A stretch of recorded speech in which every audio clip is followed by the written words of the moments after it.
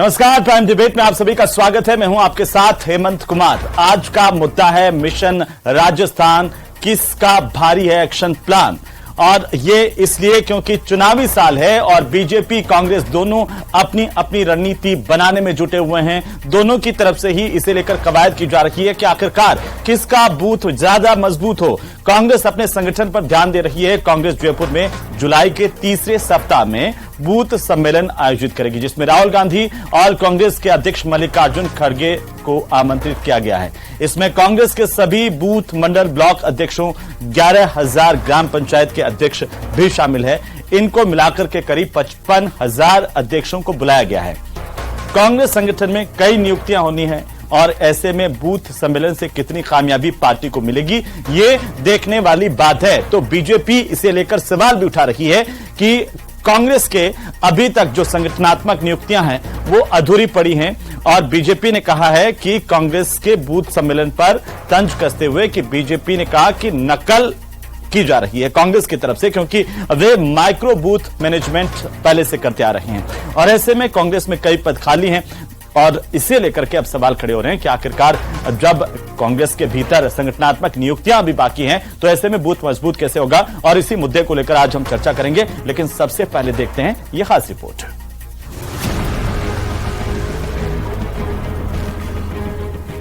तेईस का चुनाव, बीजेपी कांग्रेस के दांव।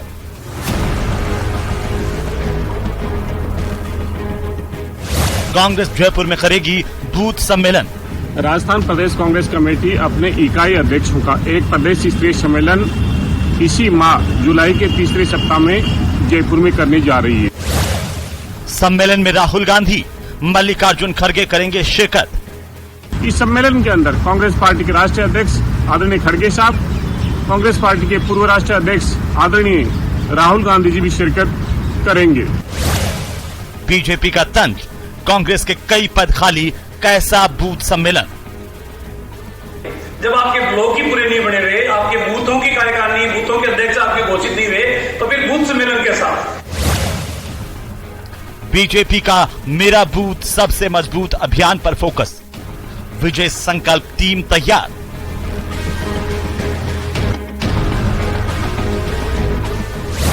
मिशन राजस्थान, किसका भारी है एक्शन प्लान। तो प्रदेश में चुनाव आने वाले हैं और ऐसे में एक्शन प्लान किसका भारी है, जीत का मंत्र कौन कितने हद तक अपने कार्यकर्ताओं तक, अपनी जनता तक पहुंचा पाता है, यह काफी अहम है। और सवाल इस बात को लेकर के कि आखिरकार किसका बूथ ज्यादा मजबूत है और कैसे मजबूत होगा, इसे लेकर चर्चा करेंगे। हमारे साथ में खास पैनल मौजूद है। सबसे पहले मैं परिचय करवा दूं आपका कि आज हमारे साथ जो खास मेहमान हैं उनमें मुकेश पारीख हमारे साथ हैं, भारतीय जनता पार्टी के प्रवक्ता हैं, और साथ ही साथ हमारे साथ हैं राजेंद्र आर्य, कांग्रेस पार्टी के संगीता प्रणवेंद्र हमारे साथ हैं, राजनीतिक विश्लेषक के तौर पर आपकी टीवी स्क्रीन पर आ गई हैं। मुकेश जी जैसे आएंगे उनको भी ले लेंगे। आप दोनों का बहुत स्वागत है। और सबसे पहले शुरुआत राजेंद्र साहब आपसे करेंगे, क्योंकि देखिए बीजेपी ने यह कहा है कि जब आपके बूथ लेवल तक नियुक्तियां ही कंप्लीट नहीं हुई है तो आखिर बूथ मजबूत कैसा होगा और सम्मेलन किसका करेंगे। राजेंद्र जी क्या कहती है, ये उनकी समस्या है। हम उस पर बहुत ज्यादा न तो तवज्जो देते हैं न गौर करते हैं। हम अपने मतलब बूथ लेवल की, जैसे मैं आपको बता दूं कि हमारा जैसे बूथ प्राथमिक इकाई है, उसके बाद में हमारी पंचायत है, पंचायत के बाद में हमारे मंडल है, मंडल के बाद में हमारे ब्लॉक है, ब्लॉक के बाद में विधानसभा है, विधानसभा जिला है, जिला से प्रदेश और प्रदेश के बाद में राष्ट्रीय। ये पूरी की पूरी एक हायरार्की है और इसके अंदर आपको पता होगा कि प्रदेश में करीबन 52,000 से अधिक बूथ हैं। तो हर एक बूथ पे हमारे बूथ अध्यक्ष हैं, उसके साथ में 10 जनों की उनकी कार्यकारिणी है। तो 11 की कार्यकारिणी तो बूथ लेवल पे है, पंचायत लेवल पे 21 की कार्यकारिणी है और मंडल पे 31 की कार्यकारिणी है, ब्लॉक पे 51 की है और जिले के ऊपर 71 की है और प्रदेश के अंदर आपको पता है। तो ये तमाम बातें हैं। मैं आपको लगातार इस बात पे स्ट्रेस दे रहा हूं कि किसी भी संगठन में, खासकर कांग्रेस पार्टी के अंदर जो प्रशिक्षण है, चाहे कार्यशालाएं हैं, चाहे सम्मेलन है, चाहे संवाद कार्यक्रम है, ये निरंतर चलने वाली सतत प्रक्रिया है, जिसके अंदर लगातार हम वैचारिक रूप से भी संवाद करते हैं। आपको पता होगा, चाहे सर्वोदय संगम की बात हो, सर्वोदय संवाद की बात हो, चाहे अहिंसा के रास्ते के हमारे कार्यक्रम हो, चाहे पंचायत राज संगठन, राजीव गांधी पंचायत राज संगठन के द्वारा लगातार जो प्रशिक्षण कार्यक्रम मतलब ब्लॉक स्तर पर और जिला स्तर पर करवाए जा रहे हैं, जिस तरीके के तमाम कार्यक्रम हैं, आपको पता होगा लीडरशिप डेवलपमेंट मिशन हमारा चल रहा है जो कि आरक्षित सीटों के लिए लगातार चलाए जाते हैं। तो ये तमाम चीजें हैं। और जैसा आपने बताया कि मतलब अपनी डिबेट में कि तीसरे सप्ताह के अंदर बूथ स्तरीय कार्यकर्ता प्रशिक्षण कार्यक्रम यहां पर मतलब राजधानी में चलाया जाएगा, तो उसके अंदर तमाम वो लोग शामिल करेंगे, शिरकत करेंगे। और आपको मैं बता दूं कि कुल मिलाकर 10 लाख से अधिक हमारे कार्यकर्ता इन तमाम इकाइयों में किसी न किसी रूप से जुड़े हुए हैं सतत तरीके से। और मैं बता दूं अभी सच्चाई है राजेंद्र जी कि अभी तक नियुक्तियां बाकी हैं, चाहे वो बूथ लेवल पर बात कर लीजिए, आपने कहा मंडल की बात की, मंडल की भी नियुक्तियों का इंतजार है। अभी कुछ दिन पहले 55 सचिवों की जो नियुक्ति की लिस्ट है उसको रोक दिया गया। सुनिए 2200 मंडल है, हमारी 2200 मंडल में से करीबन 2000 के आसपास तमाम नियुक्तियां हो चुकी हैं, उनकी कार्यकारिणी अभी घोषित हो चुकी है। अब आपने कहा कि बूथ पे, तो मैं आपको बता दूं कि जब हमारा मतलब सदस्यता अभियान चलाया जाता है तो सबसे पहले हम बूथ की कमेटियों का ही निर्धारण करते हैं, उसके बाद वही लोग आगे जाके सदस्यता करवाते हैं। आपको पता होगा ये सारी की सारी प्रक्रिया, आपको पता पिछले 6 महीने से भी ज्यादा समय तक हमने ये सारे कार्यक्रम चलाए और पूरे देश के अंदर ये एक तरीके से चलाया। राजेंद्र जी ये सवाल इसलिए उठते हैं ना क्योंकि देखिए चुनाव में तो अब ज्यादा वक्त तो बचा नहीं है और पहले आपने कहा था कि हाथ से हाथ जोड़ो अभियान जो बीजेपी का मेरा बूथ सबसे मजबूत का मुकाबला करेगा, उसमें भी हमने देखा कि कितने विधायकों ने हाथ से हाथ जोड़ो की यात्राएं अपने अपने विधानसभा क्षेत्रों में जाकर के निकाली और यह भी कहा गया था कि सबको अनिवार्य है, यह भी कहा गया कि हम जो तमाम कार्यकारिणियां बनानी है या संगठनात्मक जो ढांचा है वो जल्द कंप्लीट कर लेंगे, लेकिन अभी भी इंतजार है, इसलिए बीजेपी को इस सवाल उठाने का मौका मिलता है। मैं वापस आपके पास आऊंगा संगीता जी। जी मैं ये कह रहा था कि ये जो कह रहे हैं इनकी बात पे कोई भी वो तथ्यात्मक नहीं है, क्योंकि नहीं ये तो सही बात है ना कि अभी तक संगठनात्मक जो नियुक्तियां हैं नहीं हो गई ना। मेरी बात तो सुनिए ना, मेरी बात सुनिए कि हमने जब हमारे नेता राहुल गांधी जी की भारत जोड़ो यात्रा हुई थी उसके बाद में हाथ से हाथ जोड़ो अभियान हमने चलाया था, उसके हाथ से हाथ जोड़ो अभियान की जो सफलता थी उसको देखने के बाद बीजेपी पूरी तरीके से बैकफुट पे चली गई। उन्होंने जन आक्रोश यात्राएं करी और उनका असर आपने देखा। तो आप यहां पर देखिए उसके बाद में जिस तरीके से महंगाई राहत शिविर लगाए गए उसके बाद में बीजेपी ने बूथ सम्मेलन कर लिए हैं। वो नहीं उसके बाद छोड़िए ना, ये क्या करते हैं क्या नहीं करते, हम अपनी तैयारी की प्लानिंग पहले से करते आ रही है। देखिए वहां पर पन्ना प्रमुखों के जरिए की बात कर ली जाए तो ये तो सब जानते हैं कि आधा पन्ना प्रमुख करे उससे कोई फर्क नहीं पड़ता, हम अपनी तैयारियां सतत रूप से करते हैं। ठीक है मैं आ जाऊंगा आपके पास, आरिफ साहब मैं आ जाऊंगा। संगीता जी हमारे साथ है। संगीता जी देखिए अब कांग्रेस ये पहली दफा होगा कांग्रेस में भी कि मंडलों को लेकर के अध्यक्ष बनाए गए हैं, संगठनात्मक तौर पर नीचे से नीचे जाने की कोशिश कांग्रेस पार्टी और वहां से नेतृत्व को उठाने की कोशिश तो कर रही है, लेकिन अभी तक संगठनात्मक नियुक्तियां पूरी नहीं हुई हैं। ऐसे में एक राजनीतिक विश्लेषक के तौर पर आप कैसे देख रहे हैं बीजेपी के आरोपों को और कांग्रेस के दावों को, कौन मजबूत है बूथ स्तर पर?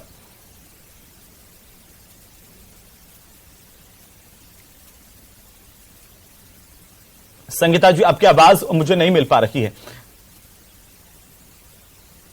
जैसा कि मैं कह रही थी कि कांग्रेस जो है वो पहली बार इस तरह से बूथ लेवल के ऊपर जाना चाह रही है, अपना संगठनात्मक ढांचा मजबूत करना चाह रही है। लेकिन ये वो सारे के सारे काम हैं जिनमें बीजेपी की महारत हासिल है, वो पिछले चुनाव तक में उससे पहले इसको आजमा चुकी है। बीजेपी ने विस्तारक बनाए थे, मोटरसाइकिलें दी थी उनको, यहां तक कि पन्ना प्रमुख है यानी 60 वोटर के ऊपर उनका एक कार्यकर्ता है। तो इस तरह की वास्ट स्केल प्लानिंग करने में और पीपल डिप्लॉयशन करने के अंदर टाइम लगता है, डिप्लॉयमेंट ऑफ पीपल करने के अंदर। अब अगर इस समय पे कांग्रेस तैयारी कर रही है तो इतना मैं कहूंगी कि इसके अंदर बड़ा शॉर्ट फ्यूज टाइम है, यानी समय का अभाव है। जो चीज एक ऑलरेडी पहले बीजेपी संगठन के तौर पे तैयार कर चुकी है उसको तैयार करने की प्रक्रिया कांग्रेस कर रही है। तो हाँ, निश्चित तौर पे उनके पास समय का अभाव है। हो सकता है कि उनकी मंशा और उनका उत्साह और जोश इतना जबरदस्त हो कि वो ये तैयारी कर ले, लेकिन आज अगर हम देखें तो बीजेपी के पास एक तरह से ये सिस्टम इन प्लेस है। इनके पास विस्तारकों का काम बहुत पहले से शुरू हो गया था, वो गांव-गांव जाने लग गए थे, बूथ तक जाने लग गए थे, इनके पन्ना प्रमुख कार्य कर रहे थे। तो एक सिस्टम बैठा हुआ है। सिस्टम के अंदर गलतियां ढूंढी जा सकती है, सुधारी जा सकती है, लेकिन सिस्टम को सेटअप करने में बहुत समय लगता है। यही प्रमुख फर्क रहेगा कांग्रेस और बीजेपी की स्ट्रेटेजी में। लेकिन हां, अगर हम पॉलिटिकली अगर इसको देखें, जो एक ऑप्टिक्स देना ये चाहते हैं, ऑप्टिक्स ये देना चाहते हैं कि दोनों पार्टियां जो है वो कहना चाहती है कि हम ग्राउंड लेवल तक, बूथ लेवल तक, एक एक वोटर तक पहुंच रहे हैं। तो शायद कांग्रेस का ये प्लान इसलिए भी हो सकता है कि वो ये जता सकें कि जिस तर्ज पे बीजेपी एक एक वोटर तक पहुंच रही है, वो भी पहुंच रहे हैं। ये इस बात का सबूत देखिए कि हम इस बात पे चर्चा कर रहे हैं, इतने विस्तार से चर्चा कर रहे हैं, तो सफलता तो किसी हाल तक हासिल हो ही रही है। लेकिन ये एक चुनौती आपने बताया संगीता जी कि समय बड़ा कम है, और अब जब अंतिम समय में ये कवायद होती है तो कहां तक पहुंच पाती है, ये भी अपने आप में देखने वाली बात होगी। मुकेश पारिक साहब भारतीय जनता पार्टी के प्रवक्ता हमारे साथ जुड़ चुके हैं। बहुत स्वागत है मुकेश पारिक जी। सवाल इस बात को लेकर के कि क्यों आपके नेता कह रहे हैं कि कांग्रेस पार्टी बूथ मैनेजमेंट को लेकर के हमारी नकल कर रही है, और ये आपका डर दर्शा रहा है, या कांग्रेस की ओर से जब बूथ सम्मेलनों का ऐलान किया गया है तो क्या है, मतलब मैं समझना चाहता हूं कि क्यों इस तरह के बयान आ रहे हैं? क्या इसे एक डर के तौर पर देख रहे हैं, चुनौती के तौर पर देख रहे हैं, या फिर आपका आत्मविश्वास है इस बात को लेकर के, क्योंकि पहले ही आप तो बूथ तक पहुंच चुके हैं? जी पारिक साहब। देखिए, आपने जो डर वाली बात पूछी, हमें ऐसा कोई डर नहीं है। देखिए, इस चर्चा का एक महत्वपूर्ण बिंदु यह है कि भारतीय जनता पार्टी की कार्यशैली हम सबको समझनी होगी। भारतीय जनता पार्टी में जब हम आए, और भारतीय जनता पार्टी के जो कार्यकर्ता हैं, आज सौभाग्य से दुनिया की सब में बड़ी प्राथमिक सदस्यों वाली भारतीय जनता पार्टी है, और मैं ये कहूं कि दुनिया में सर्वाधिक अगर कोई सक्रिय कार्यकर्ताओं वाली पार्टी है तो वो भी भारतीय जनता पार्टी है।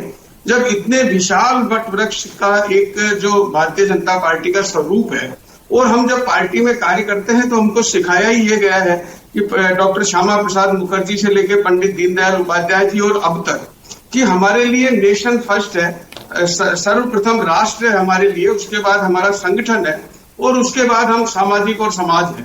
तो ये हमारा जो एक पार्टी के कार्यकर्ताओं का उद्देश्य है, वो इसको हम लेके चलते हैं।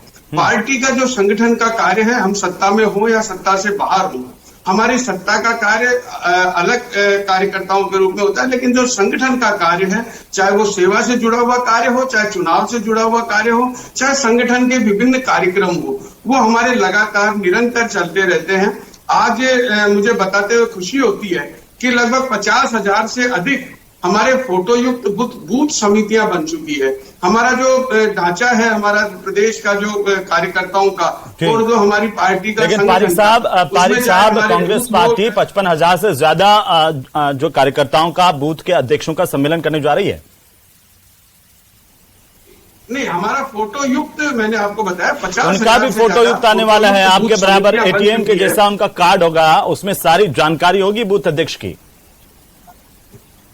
जी, मैं आपको वही आपको, तो अब आपको ऐसा क्यों लगता है कि वो आपकी नकल कर रहे हैं, या आपका फॉर्मूला ज्यादा बेहतर है उनसे? आप, क्योंकि आज तक जो कांग्रेस का हमने चुनाव लड़ते हुए देखा है, आपने भी चुनाव लड़ते हुए देखा, और जो कांग्रेस का इतिहास रहा है, उनका चुनाव लड़ने का एक अलग स्टाइल है। उनके एक वोट बैंक होते हैं, वो वोट बैंक पर आधारित राजनीति करते हैं, और वो हमने सबने देखा है। तो इसलिए, क्योंकि कैडर बेस्ड पार्टी नहीं है, अगर संगठन स्तर पर कोई काम करने वाली पार्टी है तो वो भारतीय जनता पार्टी है। वो सब जानते हैं, हमारे कांग्रेस के मित्र भी जानते हैं, आप भी जानते हैं, सब लोग जानते हैं। तो इसलिए डर हमको किसी बात का नहीं है। बस आश्चर्य जरूर है कि जिस कांग्रेस की पार्टी की रीति नीति ऐसी है, जो अब तक अभी अपना 5 साल होने को है, जिसमें अपनी कार्यकारिणी नहीं बना पाए, गोविंद सिंह जी डोटासरा के अध्यक्ष बनने के बाद तक आज तक इनकी नियुक्तियां पूरी नहीं हुई। तो अगर ये बात कर रहे हैं तो कहीं ना कहीं संदेह पैदा होता है, हास्यास्पद लगता है।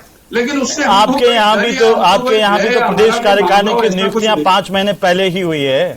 आपके यहाँ भी तो चुनाव से 5 महीने पहले ही आपने पूरी कार्यकारिणी कर दी है, और आपके यहाँ तो चुनाव से पहले अध्यक्ष और सब पूरे सब बदलते हुए सबने देखे। अरे साहब, आपका इस पर क्या कहना? ये तो इनकी बात ठीक है, ये तो इनकी बात ठीक है कि आप 5 साल में संगठन का ढांचा नहीं बना पाए। पूरा होता है तो कार्यकाल पूरा होने के बाद दूसरे अध्यक्ष बनते हैं, उसमें महीना, 2 महीना, 3 महीने लग सकते हैं। पारिक साहब ठीक है जी। आर्य जी, देखिए हेमंत जी, जहां तक कांग्रेस पार्टी है तो आपको पता होगा कि 137-38 साल पुरानी पार्टी है, तो निश्चित रूप से कौन किसको कॉपी कर रहा है ये मुझे कहने की जरूरत नहीं है। भाजपा क्या है? भाजपा तो एक मिस्ड कॉल वाली पार्टी है, जिसके अंदर मेरे ख्याल से कौन मिस्ड कॉल करता है, कौन कॉल सेंटर से किसने कॉल की आज तक पता नहीं चला। और जहां तक ये मेरे भाई मुकेश जी कह रहे थे कि वोट बैंक के ऊपर कौन, तो वोट बैंक के ऊपर कौन राजनीति करता है ये पूरा देश जानता है। यहां पर हमने वैचारिक रूप से हमारी मजबूती है। आपको पता होगा कि गांधी और अहिंसा निर्देशालय के प्रशिक्षण कार्यक्रम भी हमारे ब्लॉक स्तर पर हो रहे हैं। लीडरशिप डेवलपमेंट मिशन के हमारे कार्यक्रम हो रहे हैं, जो कि हमारे आरक्षित सीटें होती है। सेवादल लगातार हमारे अपने कार्यक्रम करता है। यूथ कांग्रेस है, वो भी अपने टैलेंट मतलब प्रतिभा खोज कार्यक्रम करता है और उनकी कार्यशालाएं लगातार होती है। आज आप इस चीज को देखिए, हमें अपनी तैयारी किसी को दिखाने की जरूरत नहीं है, क्योंकि हम अपनी तैयारी अपने लिए कर रहे हैं। हम किसी को दिखाने के लिए नहीं कर रहे हैं। हम अपनी तैयारी को इसलिए भी कर रहे हैं कि जो हमारी सरकार बेहतरीन कार्य कर रही है, जनता के लिए जो कार्य कर रहे हैं, वो मतलब समाज के या अंतिम पंक्ति में जो बैठा आदमी है, जो सर्वोदय के लिए हमारी जो अवधारणा है, उसको हम साकार करने के लिए हर आदमी को और हर जो हमारा स्तर का कार्य करता है, चाहे बूथ स्तर का कार्य करता है, उसको हम एजुकेट करके कि भाई ये जो सरकार की योजना है उनको उस आदमी तक लेके जाया जाए जिसको कि उन चीजों का फायदा नहीं मिला है या फायदा मिला है तो उनकी पूरी की पूरी वो है। सर्वोदय की बात तो वो भी करते हैं, लेकिन सर्वोदय की बात तो हमारी है ना। हमने माइक्रो प्लानिंग की है बूथ की। आप समझ रहे हैं इस बात को कि नहीं मतदाता सूची का हर एक पन्ना है, हर एक पन्ना मतदाता सूची का उसका पन्ना प्रमुख होगा। उस हर पन्ने के जितने भी मतदाता हैं उनके ऊपर आप समझिए इस बात को। हेमंत जी, सर्वोदय की बात कौन करता है ये मैं आपको एक लाइन वो कहते हैं हमारी पार्टी ही नेशन फर्स्ट वाली है। हम तो 365 दिन चुनावी मोड में रहते हैं, कार्यकर्ता सबसे एक्टिव रहते हैं। हेमंत जी सुनिए ना, ये पार्टी 365 दिन इलेक्शन मोड में रहती है, ये बात मैं मानता हूं, लेकिन ये भला किसका करती है? ये नेशन फर्स्ट की बात करती है, लेकिन भला तो चंद पूंजीपतियों का करती है। ये जो प्रधानमंत्री के मित्र हैं उनका भला करती है। यहां पर हम तो एक जो गांव का गरीब है या ढाणी में देहात में जो बसा हुआ है उसके वेलफेयर की बात करते हैं, सामाजिक सुरक्षा की बात करते हैं। उस तक कैसे स्वास्थ्य की योजनाएं पहुंचे, उस तक कैसे शिक्षा के कार्यक्रम पहुंचे, उस तक कैसे सामाजिक सुरक्षा के कार्यक्रम पहुंचे, कैसे रोजगार की योजनाएं पहुंचे, कैसे लगातार स्वावलंबी मुद्दों को लेकर के बीजेपी आप पर सवाल खड़े करिए, चाहे भ्रष्टाचार का मसला हो, चाहे महिला अत्याचार का मसला हो।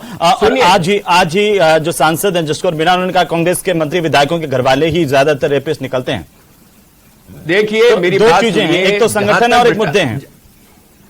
देखिए जहां तक भ्रष्टाचार की बात है तो भ्रष्टाचार तो जब प्रधानमंत्री जैसे पद पे बैठे व्यक्ति के ऊपर भी किसी व्यक्ति विशेष को फायदा पहुंचाने की बात हो, संसद के अंदर उसकी चर्चा हो, लोकसभा के अंदर वो मुद्दे उठे हुए और उनके ऊपर आज तक कोई कार्रवाई नहीं हुई और उनके ऊपर आज तक प्रधानमंत्री से एक शब्द नहीं बोला गया, तो आज भ्रष्टाचार के बारे में संगीता जी पूछने का मतलब ही क्या आप ये मान लिया जाए कि जैसे जैसे देखिए चाहे कांग्रेस और बीजेपी बूथ पर जोर दे रही है, तो जिसका बूथ मजबूत होगा जीत उसी की होगी। क्या ये मान लिया जाए, इसीलिए बूथ को लगातार टारगेट किया जा रहा है, उस पर काम किया जा रहा है? कट गया हेमंत, इसमें तो कोई दुराई नहीं है कि जिसका बूथ मजबूत होगा वो चुनाव जीतेगा। लेकिन अभी आप दोनों से पूछ रहे थे कि फॉर्मूला किसका बेहतर है, और दोनों जो पार्टी के जो प्रवक्ता हैं, जो प्रतिनिधि हैं, वो बड़े जोर शोर से अपने आप की पार्टी का बता रहे थे विस्तार से। मुझे अचानक ही वो एक डिटर्जेंट का एडवर्टाइजमेंट ध्यान आ गया जो किसकी चमकार ज्यादा टाइप का बता रहे थे, लेकिन कुल मिलाकर के जी बिल्कुल सफेदी की चमकार वाला, तो बिल्कुल ऐसा लग रहा था कि दोनों अपने अपने पार्टी के उसकी बता रहे हैं। लेकिन अगर हम इसको बहुत ऑब्जेक्टिवली देखें, निष्पक्ष तरीके से देखें, तो ये एक रेस है, और रेस में जब रेस शुरू होती है तो स्टार्टिंग लाइन पे सब खड़े होते हैं बराबर। लेकिन इस रेस में जहां संगठनात्मक तैयारी हो, बूथ लेवल की तैयारी हो, एडवांटेज बीजेपी जरूर है क्योंकि उनका सिस्टम इन प्लेस है। मैं आपकी बात से दरकिनार नहीं कर रहा हूं, लेकिन यह भी क्या सच्चाई है कि आखिरी दौर की जो हवा है और पूरे 5 साल का काम है वो इन सब पर भारी पड़ता है। जनता ही फैसला करती है कि सरकार किसकी आएगी। पन्ना प्रमुख तो पिछली बार भी भारतीय जनता पार्टी के साथ थे। बिल्कुल हेमंत, बिल्कुल सही कह रहे हैं आप। जनता किस करवट बदलेगी, जनता किसको वोट डालेगी, ये जनता ही जानती है। और अल्टीमेटली जब वोटों की गिनती होती है तभी पता चलता है कि जनता ने किसको पसंद किया। लेकिन यहां चर्चा आप बूथ लेवल पे तैयारी की कर रहे थे, इसलिए मैंने ये आपको कहा। लेकिन जनता का मूड किधर है ये कोई नहीं कह सकता है। बिल्कुल ठीक कह रही हैं आप। और संगीता जी, आपने बहुत महत्वपूर्ण बात कही है कि देखिए जो प्लानिंग है वो कहीं ना कहीं फायदा जरूर पहुंचाती है। देखिए काम किया हुआ, और बचपन से मैं सुन रहा हूं कि कहीं भी पढ़ा हुआ जीवन में कभी भी खाली नहीं जाता, तो जो काम किया हुआ है वो भी बेकार नहीं जाता। तो वो एक्सरसाइज लगातार जो राजनीतिक दल के तौर पर देखने को मिलती है। यह भी सच्चाई है कि भारतीय भारतीय जनता पार्टी एक कदम उसमें आगे नजर आती है। लेकिन पारिक साहब, आप आगे भले ही नजर आए हैं, लेकिन कांग्रेस कहती है कि आपकी हर बात में दोगलापन है। देखिए, भ्रष्टाचार से लगा करके महिला अत्याचार, जहां पर आपके अपने राज्य वहां पर महिला अत्याचार होता है तो आप बोलने नहीं देते हैं, आप उस पर बोलते नहीं हैं, आप कवरेज नहीं करने देते हैं। आप ऐसे लोगों को भी पार्टी में शामिल कर लेते हैं जो 2 महीने पहले तक जिनको आप महाभ्रष्टाचारी और ईडी के आरोपी बता रहे थे, वो आपकी पार्टी में आते ही मंत्री बन जाते हैं। तो ये कह रहे हैं कि दोहरापन है आपकी पार्टी के भीतर, कांग्रेस उसका मुकाबला हर जगह कर रही है। जल्दी से 1 मिनट आपके पास है पारिक साहब। देखिए कांग्रेस क्या कह रही है वो महत्वपूर्ण नहीं है, लेकिन प्रदेश की जनता ने जिस प्रकार से आज कांग्रेस के 4.5 साल के शासन के दौरान जो लॉ एंड ऑर्डर की बिगड़ती हुई स्थिति देखी है, जिस प्रकार से माफियाओं को पनपते हुए देखा है, जिस प्रकार से सरकारी कार्यालयों में सोना और रुपया रखा हुआ मिल रहा है, मैं ये कहूं कि अगर राजस्थान के इतिहास की सब में अगर भ्रष्टतम सरकार कोई है तो ये सरकार है। तो इस दावे का लोग कैसे यकीन करेंगे पारिक साहब? 2 दिन पहले तो महाराष्ट्र में जो आरोपी रहे हैं, भ्रष्टाचार के गंभीर आरोप जिन पर लगे हैं, वो आपकी सरकार की सहमति आकर के मंत्री बना दिए गए हैं, समर्थन किया है। फिर कैसे जनता इस पर यकीन करेगी पारिक साहब? ये जरा समझाइए फॉर्मूला। नहीं, मैं आप मेरी बात क्या कल जो महाराष्ट्र की सरकार में शामिल हुए उन पर भ्रष्टाचार के गंभीर आरोप नहीं लगे हुए? एक तो बेल पर बाहर हैं, एक तो बेल पर बाहर हैं, फिर आपकी बात पर कैसे जनता यकीन करेंगे? ये क्यों नहीं सवाल खड़े करेंगे? आज खुली छूट दी हुई है, आज क्या लूट मची हुई है प्रदेश में। ठीक है आरिफ साहब, एक छोटी सी टिप्पणी, आरिफ साहब छोटी सी टिप्पणी। ठीक है सर, पारिक साहब ठीक है, पारिक साहब ठीक है। सिंह जी कह रहे हैं कि लूट मची हुई है, भरत सिंह जी कह रहे हैं इनका मंत्री लूट है। प्रदेश को लेकर के आरिफ साहब जवाब दीजिए। इनकम टैक्स की जांच चल रही थी, उन लोगों को इन्होंने अपना मुख्यमंत्री बनाया, मंत्री बनाया, तो इनके ऊपर कौन विश्वास करेगा? ये ईडी का इस्तेमाल, ये भी तो सच्चाई है ना कि देश में जिन लोगों पर भ्रष्टाचार के आरोप लगे उन लोगों को, चाहे वो खान विभाग से हो लगातार, उन अधिकारियों को भी वापस नियुक्ति मिल गई। आरिफ साहब ये भी तो सही है ना, दोनों तरफ से देखिए। चलिए बहरहाल ये देखना होगा कि किसका बूथ मजबूत है और कैसे किसको जीत मिलेगी। फिलहाल बहुत शुक्रिया आप तीनों का हमारे साथ इस चर्चा में शामिल होने के लिए। पारिक साहब थोड़ा सा देर से आप आए, और लेकिन फिर भी गंभीर चर्चा की कोशिश हमने की और जानने की कोशिश की कि आखिरकार बूथ की मजबूती किस तरीके से जीत का रास्ता तय करेगी। लेकिन फिलहाल आखिरी और अंतिम निर्णय जो है वो आम जनता का ही है। वैसे आज हमने ये सवाल किया था जनता से और पूछा था कि क्या बूथ सम्मेलन से कांग्रेस को फायदा होगा। एक बड़ी तादाद में लोगों ने कहा कि हां वाकई बूथ सम्मेलनों से फायदा होगा। 22% लोगों ने कहा कि नहीं, इससे कोई फायदा नहीं होगा। बहरहाल बहुत शुक्रिया इस चर्चा में शामिल होने के लिए। आप देख रहे थे प्राइम डिबेट। नमस्कार।